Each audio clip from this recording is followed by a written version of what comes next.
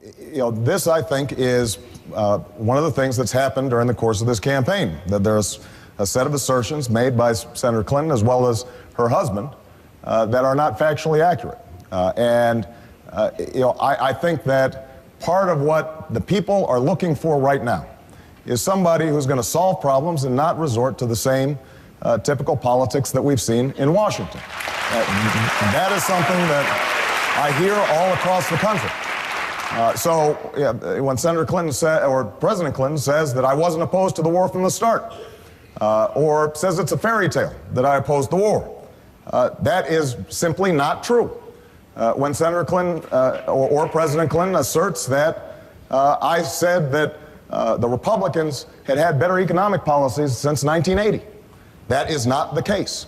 Now, the viewers aren't concerned with this kind of back and forth. What they're concerned about is who's actually going to help them get health care, how are they going to get their kids going to college, and that's the kind of campaign I've tried to run. I think that's the kind of campaign we should all try to run.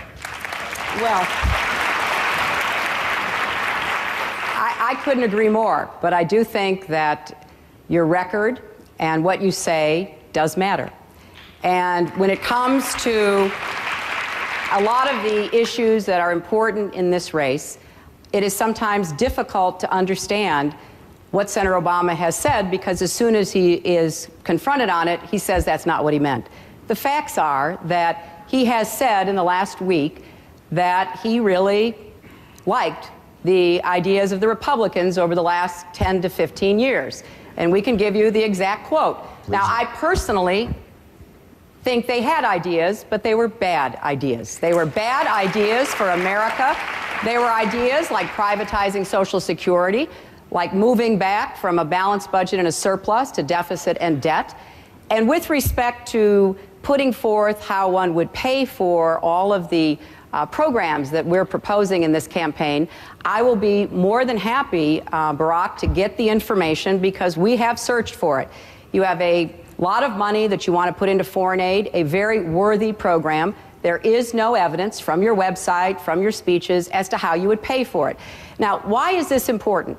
It's important because I think elections are about the future. But how do you determine what will happen in the future? Well, you have to look to the record. You have to look to what we say in campaigns and what we have done during our careers.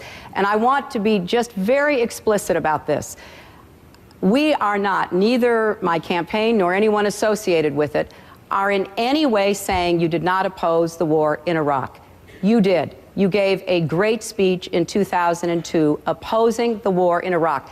That was not what the point of our criticism was. It was after having given that speech, by the next year, the speech was off your website. By the next year, you were telling reporters that you agreed with President Bush in his conduct of the war.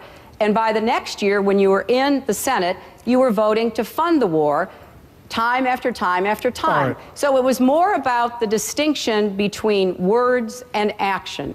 And I think that is a fair assessment for voters to make. Senator, we're a little off topic. I have to let Senator Obama respond, then Senator Edwards is going to come in as well. Off topic, but go ahead and respond, and then I want to get back to this issue that we're talking about, fiscal responsibility. But go ahead. Let's talk about it. Hillary, I will be happy to provide you with the information about all the spending that we do.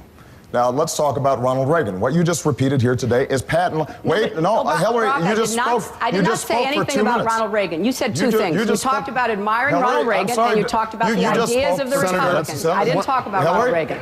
We just have the tape. You just said that I complimented the Republican ideas. That is not true. What I said, and I will provide you with a quote. What I said is that Ronald Reagan was a transformative political figure because he was able to get Democrats to vote against their economic interests, to form a majority, to push through their agenda, an agenda that I objected to, because while I was working on those streets, watching those folks see their jobs shipped overseas, you were a corporate lawyer sitting on the board of Walmart. I was fighting these fights. I was fighting these fights. But I want to be clear. So I want to be clear. What I said had nothing to do with their policies. I spent a lifetime fighting against Ronald Reagan's policies. But what I did say is that we have to be thinking in the same transformative way about our democratic agenda, we've got to appeal to independents and Republicans in order to build a working majority to move an agenda forward. That is what I said. Now, you can dispute that, but let me finish. Hillary, you went on for 2 minutes. Let me finish. The irony of this is that you provided much more fulsome praise of Ronald Reagan in a book by Tom Brokaw that's being published right now, as did Bill Clinton in the past. So these are the kinds of political games that we are accustomed to. I'm sorry. Well, wait a minute. Just a minute. Senator Edwards, let them wrap up, and then I'm going to come to you. I just want to clarify. I want to clarify the record. Wait a minute. Wait a second, Senator Edwards, hold on. There has been a specific charge leveled against Hillary Clinton, Yes. so she can respond. Then I'll bring in Senator Edwards. I just want to be sure. What you said about Iran, which We got a also long is time to go. factual. You'll have a good opportunity. We're just getting warmed up. Now,